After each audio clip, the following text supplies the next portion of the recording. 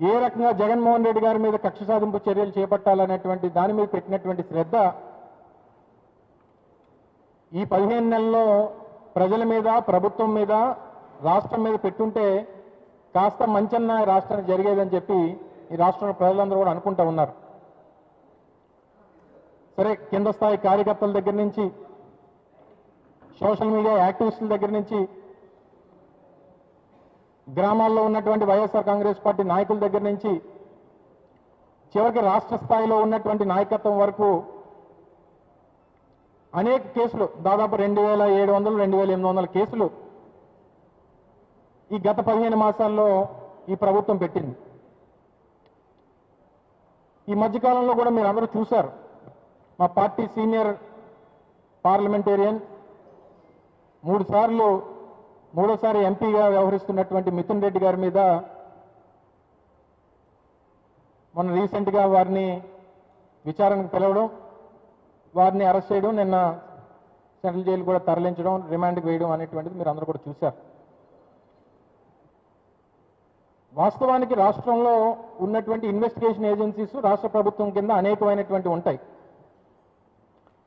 CID ఉంటుంది, department అనుకున్నటువంటి different agencies ఉంటాయి, లేదా వీరు నియమించినటువంటి స్పెషల్ ఇన్వెస్టిగేషన్ టీమ్స్ ఉంటాయి. ఈరోజు ప్రధానంగా నడుస్తున్నటువంటి ఈ సిట్ ఎంక్వైరీ, ఈ లిక్కర్ దాని మీద ఏదైతే ఈ అక్రమ కేసు ఏదైతే ఉందో, ఈ అక్రమ కేసు మీద నడుస్తున్నటువంటి సిట్ ఎంక్వైరీ, సిట్ని నియమించారు. ఇందులో కొంతమంది అధికారులని పెట్టడం జరిగింది. కానీ తీరా చూస్తే అసలు సిట్ ఎంక్వైరీ అనేటువంటిది అందులో ఉన్నటువంటి అధికారులు చేస్తున్నారా, లేకపోతే ఈ రాష్ట్రంలో ఉన్నటువంటి 2 ప్రధానమైనటువంటి పత్రికలు, తెలుగుదేశం పార్టీకి గెజెట్ పేపర్ లాంటి 2 పత్రికలు, ఈ ఈనాడు, ఆంధ్రజ్యోతి చేస్తున్నటువంటి ఈ వీరి విచారణని సిట్టు వారి విచారణగా టేకప్ చేస్తున్నా అనేటువంటి అర్థం కావట్లేదు. ఎందుకంటే ఏదన్నా ఒకరి మీద ఒకరిని అరెస్ట్ చేసే ముందో, లేదా ఫలానా వ్యక్తిని రిమాండ్కి తీసుకునేటువంటి దానికి ముందో ఓ ప్రధానమైనటువంటి స్టోరీ వస్తుంది. ఈనాడులో ఒక బ్యానర్ ఐటము, ఆంధ్రజ్యోతిలో ఒక బ్యానర్ ఐటము. దాని నుంచి ఓ వారం రోజుల్లోనో 10 రోజుల్లోనో మనం ఏం జరగబోతుంది అనేటువంటిది మనకు అర్థమైపోతుంది. ఈరోజు సరే, నిన్న మిథున్ రెడ్డి గారిని చేశారు. రాష్ట్రంలో ఉన్నటువంటి పార్టీ నాయకత్వం కానీ, సామాన్య ప్రజలు కానీ అందరూ కూడా దాన్ని తీవ్రంగా ఖండించాం. కావాలని కక్షపూరితమైనటువంటి కార్యక్రమాల్లో భాగంగా మా సీనియర్ పార్లమెంటేరియన్ అనేటువంటి మిథున్ రెడ్డి గారిని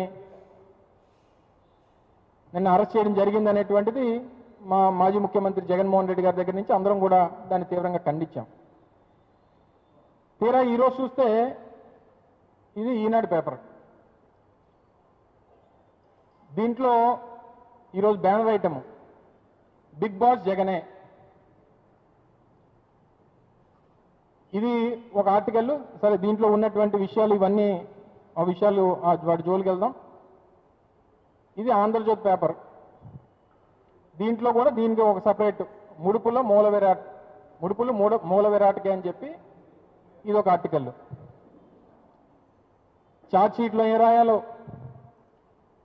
ఎంక్వైరీలో ఎవరేం చెప్తారో, ఎవరు ఏ విట్నెస్లో, ఎవరెవరి మీద కేసులు పెట్టాలో, ఎవరిని తర్వాత అరెస్ట్ చేయాలో ఇవన్నీ సిట్టు చెప్పదు. ఈనాడు, ఆంధ్రజ్యోతి చెప్తాయి. ఈనాడు, ఆంధ్రజ్యోతి చెప్తే దాని ప్రకారం సిట్ ఎంక్వైరీ నడుస్తుంటుంది.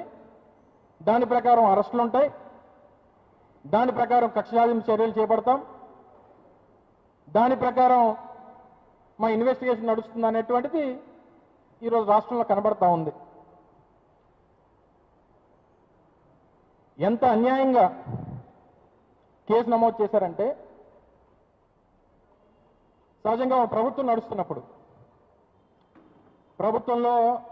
ప్రభుత్వం అనేటువంటిది ఏర్పాటు అవడమే రాజకీయ నాయకులు, అంటే ఒక రాజకీయ పార్టీ ప్రభుత్వం ఏర్పాటు చేస్తుంది. సహజంగా రాష్ట్రంలో ఉన్నటువంటి డిపార్ట్మెంట్స్ అన్నీ కూడా ఆ ప్రభుత్వం కింద నడవాల్సినటువంటి పరిస్థితి ఉంటుంది. అందులో ఉన్నటువంటి అధికారులు నాయకులతో మాట్లాడుతుంటారు, నాయకులు అధికారులతో మాట్లాడుతుంటారు.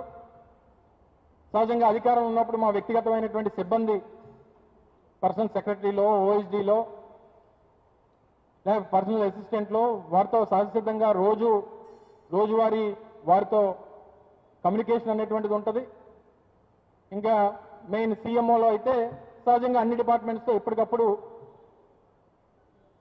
మాట్లాడుతూ ఉండడం అనేటువంటిది సహజంగా